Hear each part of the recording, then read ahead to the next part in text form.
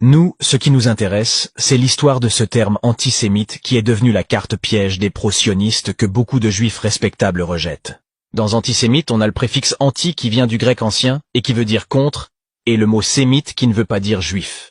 Oui, ça ne veut pas dire juif. Mais alors pourquoi le dictionnaire Le Robert nous dit qu'un antisémite, c'est un être inspiré par la haine des juifs?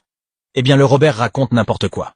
Sémite vient de Sem, un des fils du prophète Noé, paix sur lui, et c'est ses descendants qui sont nommés les Sémites. Le terme sémite fait donc référence à un groupe ethnique et linguistique, qui englobe plusieurs peuples et cultures du Moyen-Orient et de l'Afrique du Nord. Pour faire simple, le peuple sémite est un groupe de personnes dont les langues maternelles ou ancestrales appartiennent à cette famille de langues sémitiques. Parmi les groupes sémites les plus connus, on trouve les Arabes, les Juifs, les Assyriens, les Araméens, et d'autres. En conclusion, dire qu'être antisémite c'est avoir la haine du juif, c'est faux.